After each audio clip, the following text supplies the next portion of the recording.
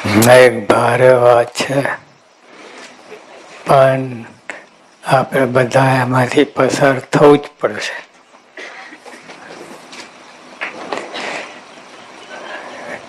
વચનામૃત છેલ્લાનું 17મું, ભરતજીના આખ્યાનનું. સ્વામિનારાયણ હરે સંવત 1884 શ્રાવણ વદી છઠને દિવસ શ્રીજી મહારાજ થી ગઢડા મધ્યે દાદા કાચરના દરબારમાં ઉગમણે દ્વાર ઓરડાની અસરીએ વિરાજમાન હતા અને સર્વશ્વેત વસ્ત્ર ધારણ કર્યા હતા અને કંઠને વિશે પુષ્પનો હાર પહેર્યો હતો અને પોતાના મુખારવિંદની આગળ મુનિ તથા દેશ દેશના હરિભક્તની સભા ભરાઈને બેઠી હતી.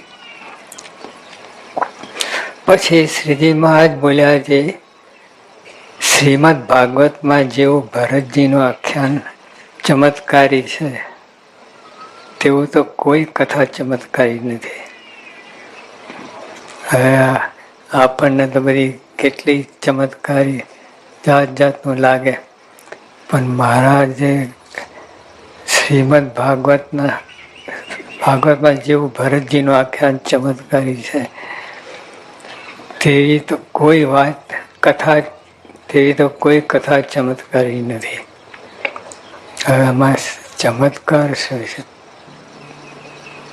આમ બધા ઘણા વાંચી જાય છે, ભાગવતની કથા કરે છે, નિરૂપણ કરે છે, પણ તો મહારાજે આ વાત પકડી એ હાથમાં ના આવે.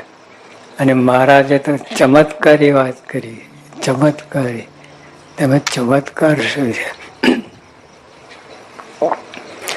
કેમ જે ભરતજી તો ઋષભદેવ ભગવાનના પુત્ર હતા, એક તો ભગવાનના પુત્ર હતા, એટલે કઈ નોખી વાત કરવાની હોય. અને ભગવાનને અર્થે સમગ્ર પૃથ્વીનું રાજ ત્યાગ કરીને વનમાં ગયા હતા. આખા પૃથ્વીનું રાજ ત્યાગ કરીને વનમાં ગયા હતા. એટલે કેટલી મોટી વાત. ભગવાનને અર્થે, બીજો કોઈ કારણ નથી. ભગવાનને અર્થે સમગ્ર પૃથ્વીનું રાજ ત્યાગ કરીને વનમાં ગયા હતા. અને ભગવાનને અર્થે સમગ્ર પૃથ્વીનું રાજ ત્યાગ કરીને વનમાં ગયા હતા.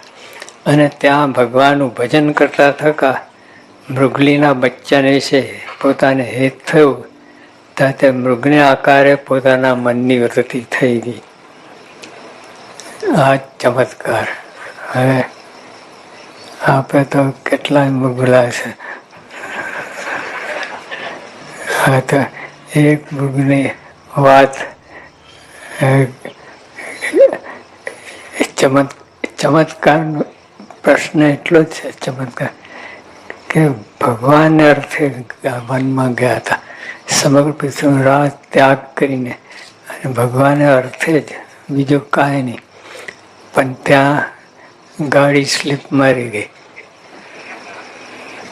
આટલા બધા, કેટલું મોટું, સમગ્ર પૃથ્વીનો રાજ ત્યાગ કરીને, એટલે કોઈમાં બંધન ના હોય ત્યારે ત્યાગ કરે ને, કોઈ વાતનું બંધન ના હોય ત્યારે ત્યાગ કર્યું ને, પૃથ્વીનો રાજ ત્યાગ કરીને અને ભગવાનને અર્થે વનમાં ગયા હતા. ત્યાં કોઈ પ્રશ્ન નહીં, ના થાય.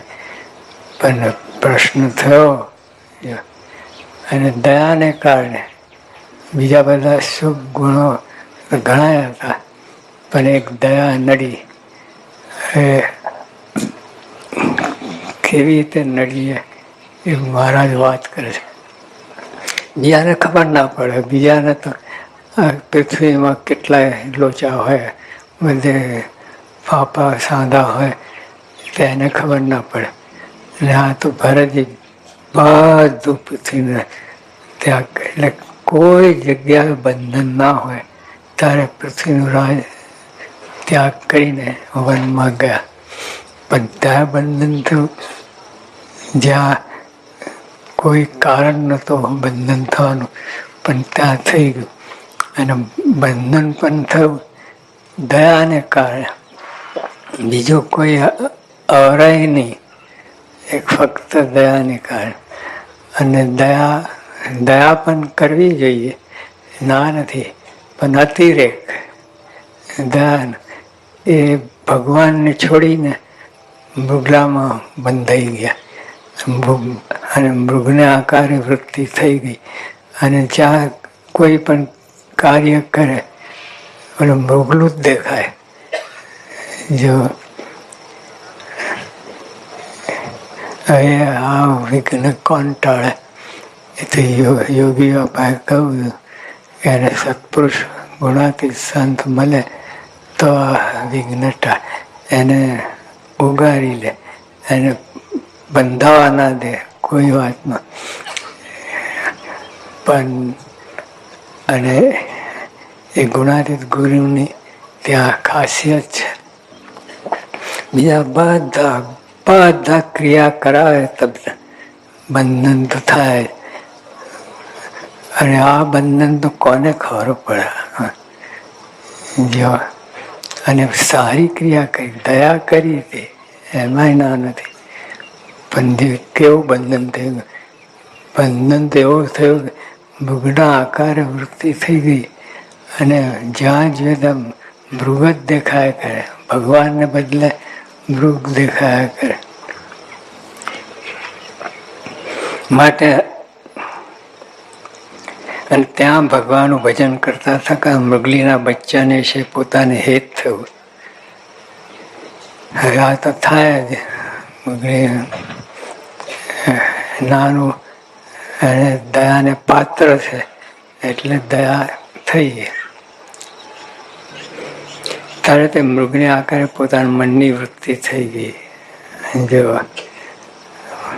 હવે બીજા કેટલાય પદાર્થ એમના યોગમાં આવ્યા હતા. આખા પૃથ્વીનું રાજ કરતા હતા ત્યારે કેટલા પદાર્થો, કેટલી વસ્તુ બધી. અને પ્રાણીઓ બધા જંગલના હતા, પણ ત્યાં પૃથ્વી બંધાઈ નહીં. અને વનમાં ગયા અને ત્યાં કોઈ કારણ વગર દયાને કારણે પ્રવૃત્તિ બંધાઈ ગઈ. તો એવી બંધાઈને ભગવાનને મૂકીને મૃગલું વચ્ચે આવી ગયું.